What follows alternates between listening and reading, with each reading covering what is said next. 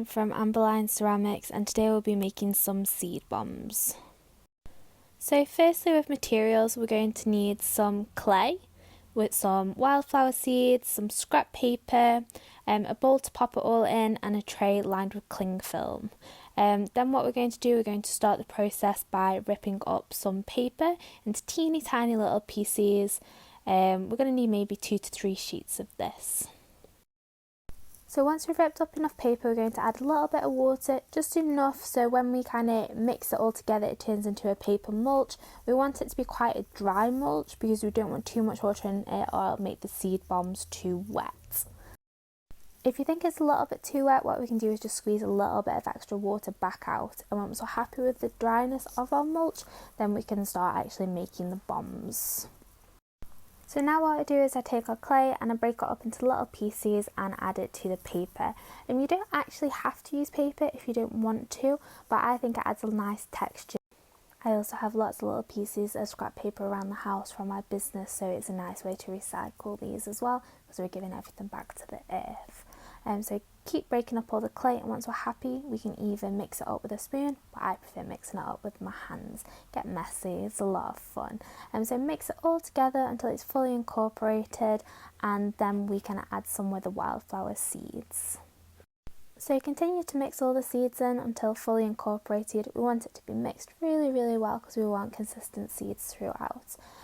If you find your mixture's too wet, don't worry too much because it can dry it out. We just can't do the stamping phase just yet. So I've still got quite a hard ball of clay, and now what we're going to do is we're going to separate it out into tiny little seed bombs.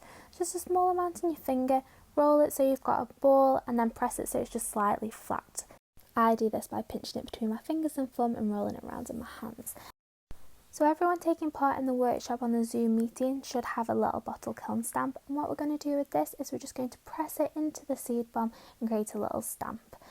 So with the stamp, just gently press it into the seed bomb and you'll get a little bottle kiln imprint. You may find that the seed bombs break a little bit as you stamp it in, but doesn't matter, you can just smooth that back down and it'll be fine, and as it dries it creates really nice texture. So on the tray next to me, you can see I've got a few other seed bombs that look a little bit wetter than the other ones, and this is because I added too much water to the paper mulch. So if you have added too much water, do not worry too much. We can just leave that to dry out a little bit and then we can work on them again later. So you can stamp into them, but you might see that the edges aren't as smooth. Don't worry about that. We can just kind of sand them all back down at a later time once they're a little bit drier. And now all we need to do is leave these to dry, and then they'll be ready to do whatever you please with. They make really nice gifts. If you've got clay left over or paper, you can use that. You can actually go and dig up your own clay as well. Please get the landowner's permission, but you may find that there's some clay in your garden. I used to have it in mine. You just had to dig a little bit deeper down, but we slapped it over. Thank you very much for watching this, and I hope you enjoyed. My Instagram is Amber_lion_ceramics if you wanted to follow. Hopefully I'll be able to post some more videos soon. Thank you.